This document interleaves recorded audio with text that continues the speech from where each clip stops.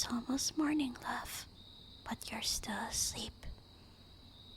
Sleepyhead, lying there like that, you're so vulnerable, so completely helpless.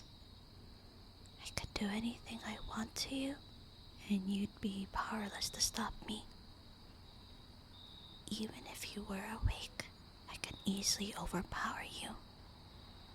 You know all that, and yet you live with me and sleep with me by choice. So trusting, so sweetly trusting. You don't know how much I long to kill you, to drain your life's blood, to take you just past the door of death and then drag you back again, to have turned you and have you to myself forever. But I won't. I can't. This isn't the kind of life you'd want, and frankly, it's not the kind of life I'd want for you, knowing what I do about it, about the downsides. All those dreamers and their fantasies, thinking that becoming a vampire is something to desire. If only they knew, honestly, other than being strong and fast and living a long time, most of the rest of it isn't really worth it. Can a vampire pray and be heard? Then I'd pray that you never ever ask me to make you like me. It's no wonder so many of us go mad, forced to commit serial murders just to maintain our miserable existence, living in darkness, fearing the sunshine we once loved, remembering what it was like to walk on a beach in the warm sunshine, what it was like to have a hot dog or pizza when we were hungry instead of killing someone. I won't consign you to this life. I won't steal from you the things that I miss. I'd be insane by now too if not for you. Because you're insane enough for the both of us. Man enough to love me for some reason that I can't fathom. You permit me to feed from you. You've freed me from the recurring horrors of tearing lives from innocent souls. But freedom from my torment isn't complete. I still must steal life from you, bit by bit, and we must take care to rebuild that for you over and over. The marks from one feeding are barely healed before I must wound you again and leave my mark on your flesh where I've taken blood you give me willingly. Even my sleep is better than it was. My dreams are more peaceful now. The nightmares are almost all gone away, and even when they do come to me, you're nearby. Do you remember how they used to tear me awake, screaming, dreaming that I'd kill you? Because I was still so afraid of losing you then. Those are gone now.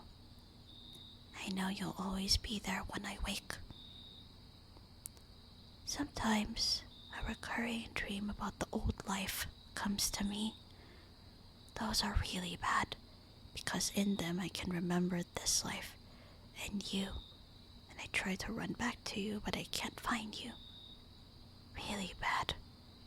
Sometimes then I'll snap awake and find you lying right there next to me, sleeping late, again. You can't ever know how that feels. I don't think I can ever say this enough. I love you. How could I not?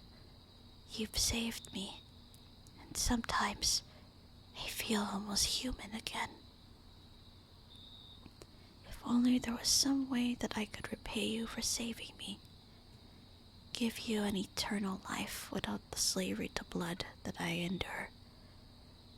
But there's no such thing.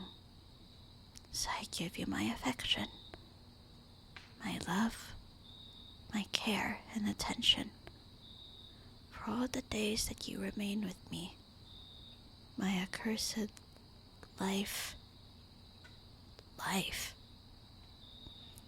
cursed existence has somehow been blessed with just one blessing. You. Whatever I did to deserve you, I wish I could remember it. I remember the first time I fed from you. You were trembling so hard. When you saw my fangs, your face turned so pale that anyone would have thought there was no blood left in you at all. I told you to look away so it wouldn't be as terrifying. It might not even hurt as much. But you didn't. You watched. I was impressed. Your body flinched a little when I pierced you, but you held still for me. I remember it was hard to stop taking from you. You were delicious. The adrenaline in your blood tasted spicy, like the ones I'd kill before you. It's different now. You have no fear, and you taste sweeter. The vampires who still hunt will never know how sweet humans can be. They're always horrified and dying and awash in adrenaline. If only they could find someone as brave and beautiful as you. It's not just about the killing and feeding either. It's the loneliness. They wouldn't have to remain all alone forever. And the fear, always hiding, creeping, terrified of being found and destroyed. Psst. If only they knew how their life could be like ours. They'd wish to be dead if they couldn't have this sharing anymore. Yes, my sweet, I think I would wish to die if you weren't here for me anymore. Even if I could make you eternal, I think I wouldn't change you because I love you for what you are. Different from me. Alive. I couldn't bear to see you change and become anything like me. To lose your perspective. And the vivacity that a limited lifetime seems to give you. I've grown to not just love you, but to need you just as you are. Sharing with me the intensity of life that was taken from me long ago.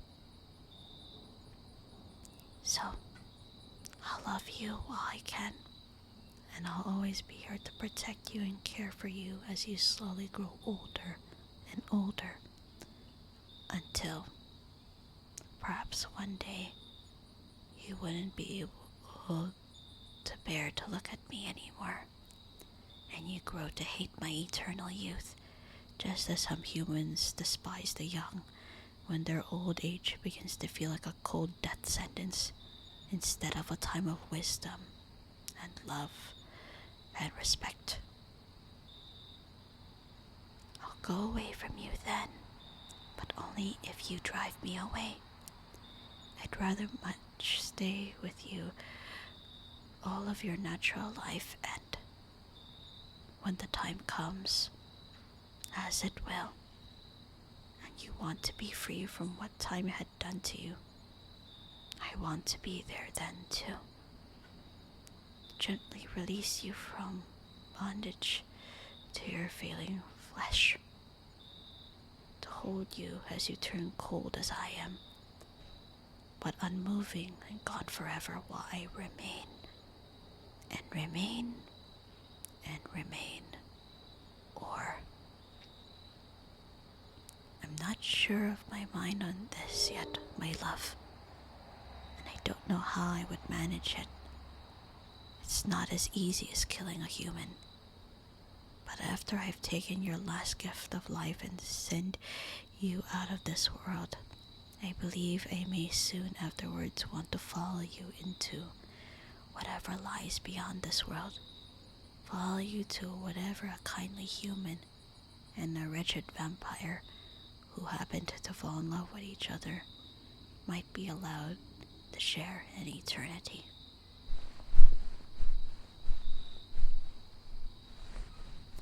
I'm sorry, dear. Did I wake my sleepyhead?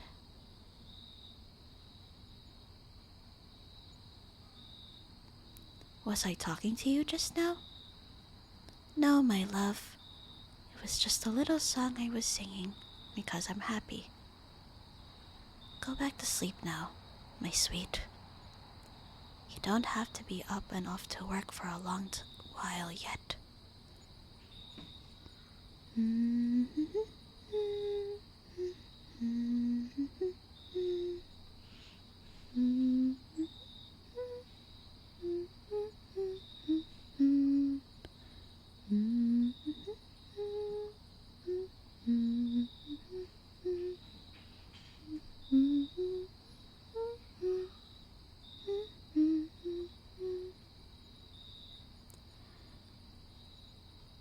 That's my baby.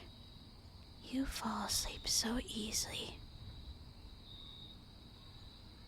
This is my sacrifice to you, darling. Time. I have lots of it to give. Because you need it more than I, and because you love it so much, I let you sleep late whenever possible. As much as you want, my lazy one, because I must take so much out of you. Even though part of me wants to slap you awake and drag you out of bed and make you pay attention to me, make you love me. We have so little time that we can be together as it is. I must hide and sleep away the days. You must sleep away the nights. So few hours left each day for us to be together. And your life is already short compared to my own. It's almost more than I can bear sometimes. But the time when we're together, it's worth it. It's almost like being alive again.